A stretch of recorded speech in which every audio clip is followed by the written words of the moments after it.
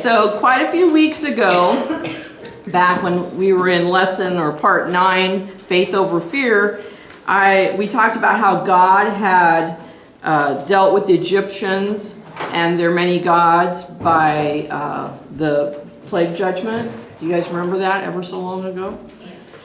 And then I'd mentioned at that time that he was going to do basically the same idea with the Canaanites. He was going to deal with their moon god and at the Battle of Jericho. And I never did tell you how he did that. So I was going to tell you tonight how he did that, since I didn't get to it last week. So just as God mocked the Egyptian gods, he mocked the moon god at the Battle of Jericho, using their beliefs with the legend of Keret, the son of the moon god.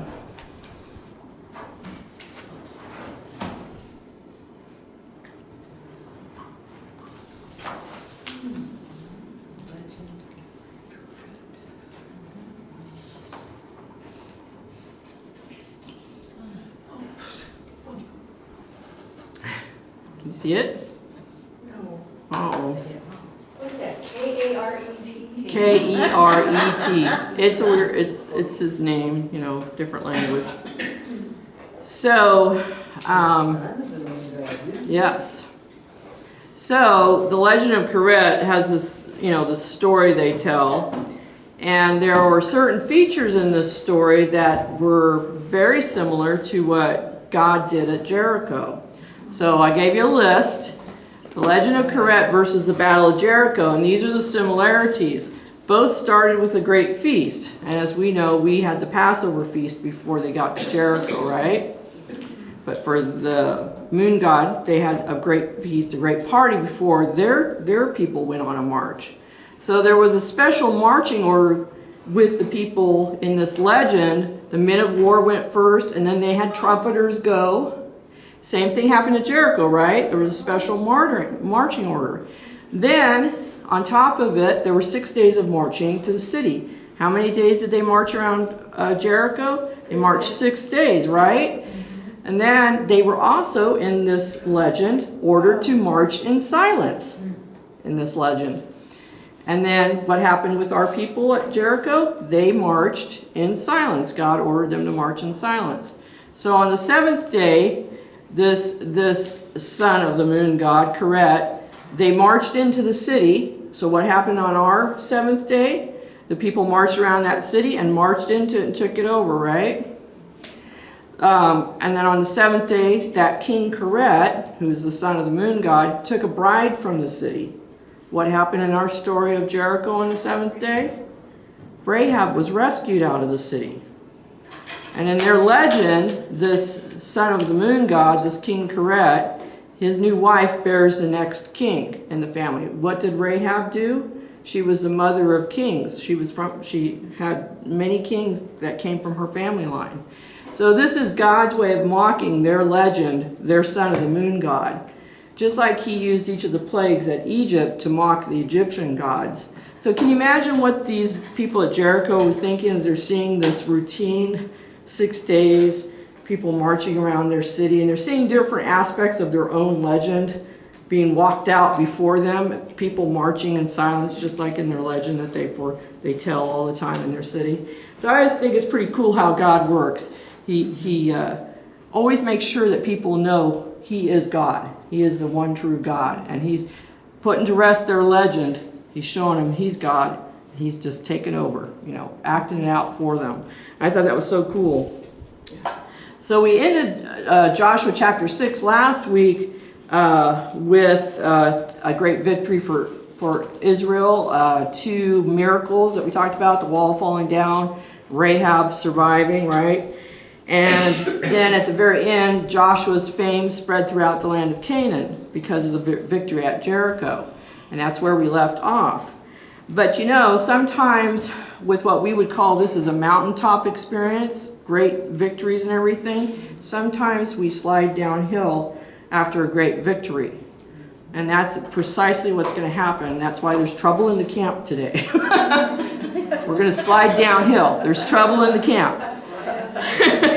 So we're going to go back to where we ended, Joshua 6:27. So the Lord was with Joshua, and his fame spread throughout all the country. And here's where we see this change. But, the word but signals a big change. But the children of Israel committed a trespass regarding the accursed things. For Achan, the son of Carmi, the son of Zabidi, the son of Zerah, of the tribe of Judah, took of the accursed things. So the anger of the Lord burned against the children of Israel. So there's going to be two men that are going to cause this slide downhill into the valley. They're both, in their own ways, going to cause some trouble for the camp. Interestingly, Achan means troubler. He was named very appropriately. You see that over and over again in the Bible. So many people were just so appropriately named. You know, I was appropriately named. I'm pure and I forget what the other part of my definition is. Carolyn was named after her grandfather. It's the feminine form of Charles, and it means song of joy. And look what she does. She's a song of joy, and she sings. Aww. She was named appropriately. Last week, though, her two girls were fighting over. Tatum was so mad, and Keegan told me, Tatum was beating me up because I got a better name. Oh. I said, Keegan, Tatum, what's a better name? Mine means beautiful. That's right, they were talking about that. But it's interesting to see this over and over again in the Bible, how people, they're just named just perfect. And that Achan was a troubler. So what we have here also is Joshua is the other person that helped us cause the slide downhill into the valley. Now, he's a good man. He's been a godly man. He's a good leader. But guess what? He's still just human. And he's liable to sin and fall and have problems just like the rest of us. Doesn't matter how great a person you are, you're susceptible to sin or to problems. So, but before we talk more about Joshua, we'll talk a little more about Achan. And look what happened with Achan. What did it say he did? He took of the accursed things. He did a no-no. And do we remember what they were told back in Joshua 6? We read it last week. Back in 18 and 19 it says, "And you by all means abstain from the accursed things, lest you become accursed when you take of the accursed things, and make the camp of Israel a curse and trouble it. But all the silver and gold and vessels of bronze and iron are consecrated to the Lord. They shall come into the treasury of the Lord." So he took of the accursed things, and that was what the problem was. They were all told not to do that, and he did it. And so the accursed things means idols and things associated with demonic worship. He didn't just go in and steal a few coins or household appliances. He stole idols. Not very smart. What was one of the main points for the judgment on Jericho in the first place? Their idol worship, for worshiping the moon god. It was a big worship center in the region for the moon god. So here this guy goes in and he takes an idol. Why would you do that? Here he is part of God's people. Why would you do that? Is it greed because it was a solid gold idol? Was it he wanted to worship the idol himself? You know, there's something wrong with him. I could see, you take some money or some fabric. Some of you ladies would understand that, right? Hey, let's not start meddling. But to actually, when you're one of God's people and you just saw him work that great victory and you go in and you steal probably a moon god idol, right? What's up with that? I have no understanding why he would do that. Is that just to get back at him? What? Stealing it like that? Were they just trying to be mean to them? Just, not because I'll take your idol. Yeah. Well, I think it's more than that just because of what happens. I think something wrong with his heart, Yeah, I think it's like the things in our life that we have a hard time letting go of. Our ability to make decisions without bothering God with it. You know, with, it's like after they just walked across on dry land and see the sea part, and the guys, they went right out and made a stupid Idol. calf. Right. Right. And I think it's just, we just have to be so careful, it's human nature. It's like many times when I go to God with a problem and I say, oh, you know, I want you to handle it. The minute I turn around, I'm trying to figure out what to do. Oh, yeah. You know, I mean, it's like, it's very difficult to get that whole pure faith thing going. Yeah, we give it to them and then we take it back. Yeah. Right. You know, Right. it's like you have to quit doing that. You're gonna give it to him, give it to him. Yeah. Taking it back. Stop taking it back, exactly. But it's pride, you know. We're still Eve trying to be smart as God. I'm also wondering if he thought he could get away with it. Yeah, Oh, sure. maybe. Nobody will know. But Well, that just he- still shows a problem with his heart. There's something wrong with his heart that he'd even want that in his possession. You Well, he know? might have also thought, we conquered him, doggone it, I should have something. Yeah. So forth. Which also shows a problem with his heart. Right. Yeah, see, it just boils down to something's not right in his heart. We don't know exactly what motivated him, if it was selfishness, greed, you know, vengeance, who knows? You know, we don't know what triggered it, but he wasn't thinking correctly. Because number one, they had been told, don't do it. God spoke, and you would think after seeing the walls fall, you might not want to mess with God. But you know, how quickly we forget, right? We are so quick to forget. I mean, we've all learned things in the Bible, but how often do we turn? It could be even in the same day. It could be within 15 minutes of reading something from quiet time. You go and you do the very thing that you just read that you shouldn't do. I'm telling on myself too much, but I'm sorry. But anyway, so he took of the cursed things and he made the camp of Israel a curse, and he troubled it by what he did. Very sad, very sad. So taking of the accursed things would make the camp of Israel a curse and trouble it. They were warned that this is what would happen, and it did. And we'll see that as we go.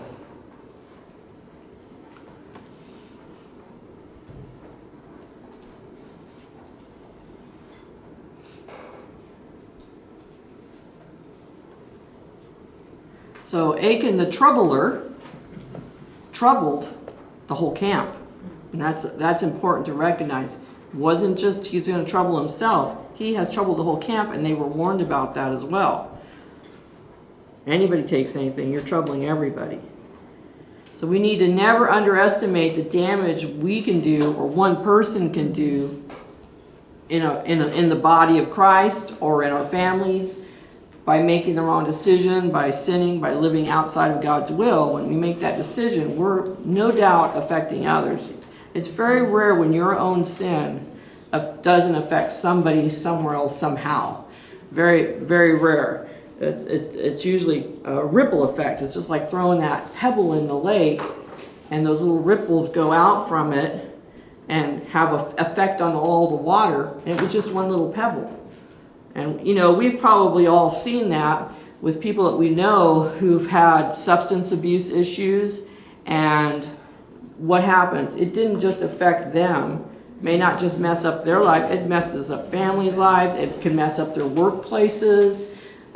It can mess up their church. There's all kinds of ways you see it ripple out when somebody does something like that. And it doesn't even have to be that. It can be any other.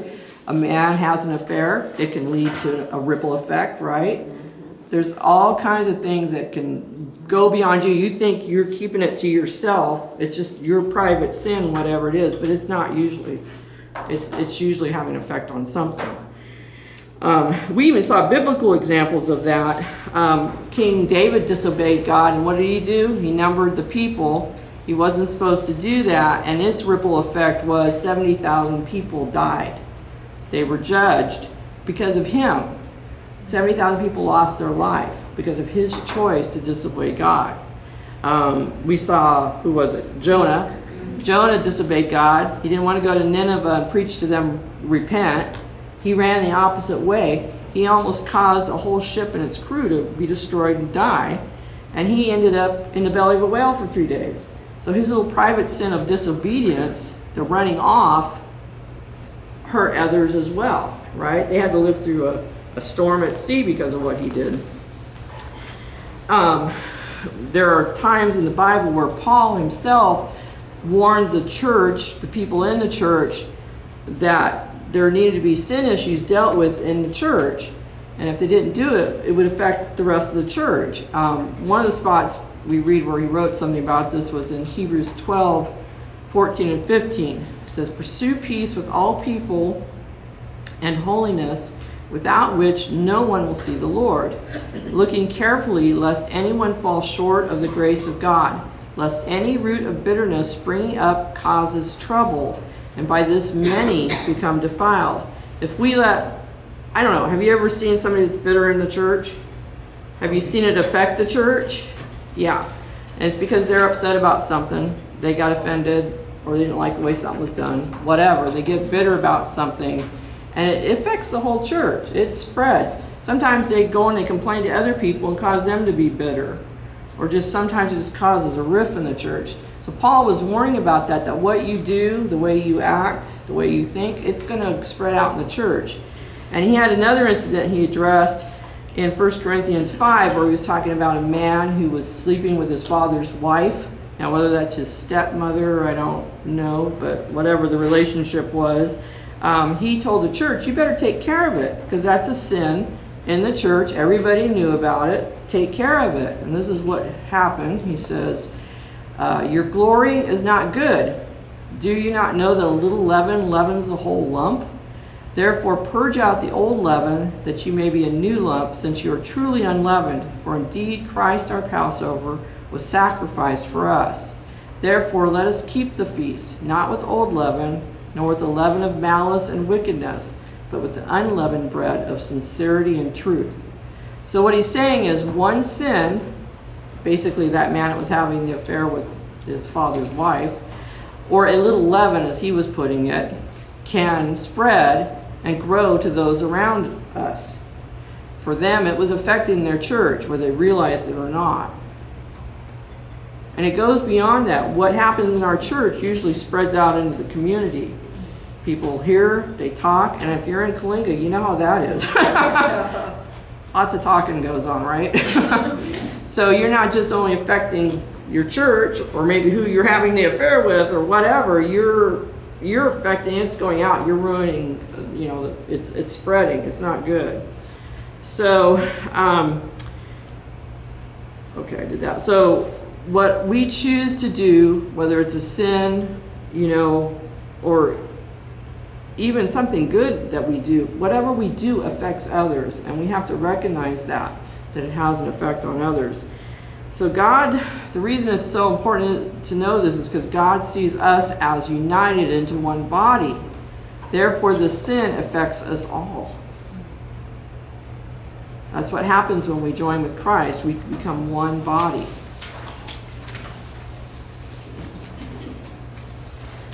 And no one is more important than anybody else in this body. And he talks about that in 1 Corinthians 12. And he talks about how he's given us gifts, right? That we're supposed to use to help each other. The positive side of things. But there's the negative effect as well. And this is what it says in 1 Corinthians 12, 24b through 26. I put it in a Good News translation. God himself has put the body together in such a way as to give greater honor to those parts that need it. And so there's no division in the body, but all its different parts have the same concern for one another. If one part of the body suffers, all the other parts suffer with it. If one part is praised, all the other parts share its happiness. So as one body, our sin, sadness, suffering, joys, and gifts affect each of us. We need to be more aware of that. And we're going to talk a little more about this next week in next week's lesson too. But I sometimes think too many of us think we live in a little bubble on our own little island or something. No one knows what we're doing. It doesn't affect them. It doesn't affect anybody else. They don't need to know. But, a lot of times people do know things are wrong. I think the Holy Spirit allows us to sense things about one another. And we know, okay, something's not right. But in our timidity, we don't say anything. We don't want to address it. But we really do need to show that concern and care for one another, try to help each other to mature or to get over whatever we need to get over, or to just give help, right? Use your gifts, whatever it might be. So, we've talked a little bit about Achan, so now we'll talk a little bit about Joshua, and we'll read the next passage, Joshua 7, 2 through 5. Now Joshua sent men from Jericho to Ai, which is, and that's not the AI that's a problem nowadays. This is Ai, another whole problem, which is beside Beth Aven on the east side of Bethel, and spoke to them, saying, Go up and spy out the country. So the men went up and spied out Ai. And they returned to Joshua and said to him, Do not let all the people go up, but let about 2,000 or 3,000 men go up and attack Ai. Do not weary all the people there, for the people of Ai are few. So about 3,000 men went up there from the people, but they fled before the men of Ai. So what do you think Joshua's mistake was? What contributed to this downhill slide? Talk to God first. Good job. You get a star. So Joshua did not pray or seek God as at Jericho, and instead relied solely on advice of men. Now there's nothing wrong with getting advice from men or trying to strategically plan something. There's nothing wrong with that. The problem is not seeking God first, not seeing what God says about a situation. You need to see what he thinks, and then you can ask others, because he'll confirm things through other people, right? Or maybe you're not getting a clear picture, and maybe he's going to help you through someone else. But you got to put God into the picture and pray and seek him and his wisdom. And Joshua didn't appear to do that this time. When he went before Jericho last time, he went and lifted up his eyes. And the Lord came to him and gave him the exact plan that he was supposed to take care of. You don't see none of that here. And hadn't the Lord said, I'm the Lord of the army, right? I'm going to be with you in this land. So he was supposed to be leading him through the battles. So what happened was those guys, they came and they said, well, hey, it's a small town. You remember how big Jericho was? Yeah, sure, we needed more men for Jericho, but this is a small town, no threat. So hey, just send 3,000 people up. Let's just go fight with 3,000 people. What happened? They had to flee before them. Something went drastically wrong, and it just didn't work following their plans. I think, even those men, those leaders that were advising him, and they could have been great warriors too, but without thinking about, none of them remembering that it was God who knocked down the walls of Jericho. It wasn't them, it was God. And they had forgotten that. And we have a tendency to forget things quickly, right? Or to see things that deceive us. They were deceived by the size of the city, and it deceived them, so they made some wrong decisions, and it wasn't good. What does 1 Corinthians 5:7 tell us? For we walk by faith, not by sight. Those men were walking by sight, right? Weren't walking by faith in God and what he needed to do or what he told them to do. So, whoops, excuse me, sorry, my paper's hot. Goodness. Sticky fingers, sticky paper. So it's our faith that's going to give us the right kind of confidence, right? And the right kind of confidence to fight the battles we need to fight. But our self-confidence and pride will lead us to a fall. And it's basically what's happened here with Joshua and the men. They were very confident after their battle at Jericho. They're probably feeling a little puffed up, and it's going to lead them to a fall, which it did. It started, we saw them flee, right? But what does Proverbs 16:18 tell us? Pride goes before destruction, and a haughty spirit before a fall. So you got to be careful. Don't get too puffed up or think, okay, I did it last time, I can do it this time. Every situation's a new game, and God's in control. We need him to stay in control, not us. So humility and seeking and obeying God will keep us from stumbling and falling into sin. It's that humble heart before the Lord.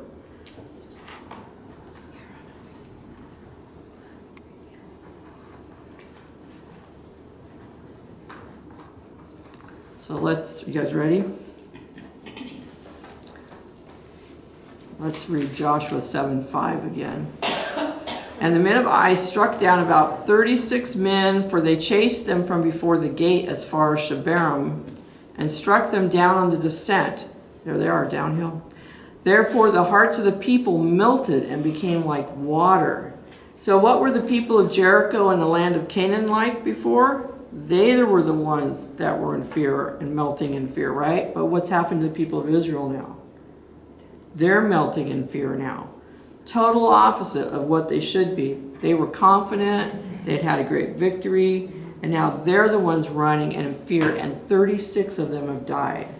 Totally opposite of where they were. And now they're thinking like the people of the land of Canaan, fearful. So they're being controlled more by their emotions, right?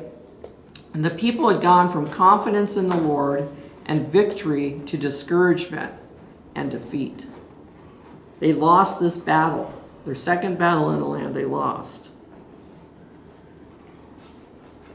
And this end result of death and defeat was caused by their sins of whether it was the greed of that guy or idolatry. He took that idol. Disobedience, there was definite disobedience. There seemed to be pride involved in this fall and a lack of seeking God. All these things that happened to them, leading to the death and discouragement and defeat, didn't just affect Achan, and it didn't just affect Joshua, did it? These two men contributed to this fall, this sad battle, but it didn't affect just them. 36 families lost their loved ones. The whole nation of Israel is being troubled. It's a problem. Those two men, even though one didn't pray and one stole, and nobody probably realized that any of that had happened, their sin or their lack of faith hurt the whole nation of Israel, right? So what happened next? Joshua 7:6. Then Joshua tore his clothes and fell to the earth on his face before the ark of the Lord until evening, he and the elders of Israel, and they put dust on their heads. So now Joshua and the leaders have put dust on their heads as a sign of mourning. They've ripped their clothes because of the upsetness, and they've thrown themselves on the ground before the ark. They're now finally where they need to be. They're in the presence of the Lord. And they spent the whole day there before the Lord, prostrate on the ground, seeking him, and being in a mournful condition because of what happened. They're greatly saddened. Can you imagine the burden that Joshua probably felt to know that 36 people died because of his decision to let them just go to battle against Ai? It must have been very upsetting for him because everything had been so good up until then, and to know that people have died now under his watch. But one of the main differences before was the ark was always with them where they went. Through the river, around the walls of Jericho, God's presence was with them, leading them, right? In this instance, the ark didn't go with them. God was not consulted, was not prayed to before they went to Ai, and this is where it led them to defeat and to complete sadness. This happened once before where the ark didn't go out. In Numbers 14, it says, Then Moses told these words to all the children of Israel, and the people mourned greatly. And they rose early in the morning and went up to the top of the mountain, saying, Here we are, and we will go up to the place which the Lord has promised, for we have sinned. Now this is after they said, we can't go take the land, and they didn't want to enter the land of Canaan the first time. And then all of a sudden they changed their minds, we can do it, and they decided to go into the land. This is where they're at. And Moses said, Now why do you transgress the command of the Lord? For this will not succeed. Do not go up, lest you be defeated by your enemies, for the Lord is not among you. For the Amalekites and the Canaanites are there before you, and you shall fall by the sword, because you have turned away from the Lord. The Lord will not be with you. But they presumed to go up to the mountaintop. Nevertheless, neither the ark of the covenant of the Lord nor Moses departed from the camp. Then the Amalekites and the Canaanites who dwelt in the mountain came down and attacked them and drove them back as far as Hormah. So Moses and the ark, the presence of God, did not go with them on their false attempt to go into the land when they weren't supposed to go. And they were fought back. They were pushed back into the other land. So this is another instance of when the ark, God's presence wasn't with them, they did not have victory, right? They lost, they were defeated. It's a very sad thing. But there's a lesson to be learned from this. A life of unbroken victory over sin is the purpose of God for every believer. That's what he wants for us, to have victory, to have no losses, no defeats in our life, right? However, it is not impossible for us to sin, right? And experience defeat. But it is possible for us not to sin and have victory in our promised land. And that's what we need to do. We need to focus on not sinning and having victory in our promised land. Try not to have those defeats. Try to always be with the presence of the Lord in our life. So we experience that victory, right? So we're going to stop here for tonight because there was too much to do it all in one night for this chapter. A lot to learn in the next chapter. So thank you, ladies.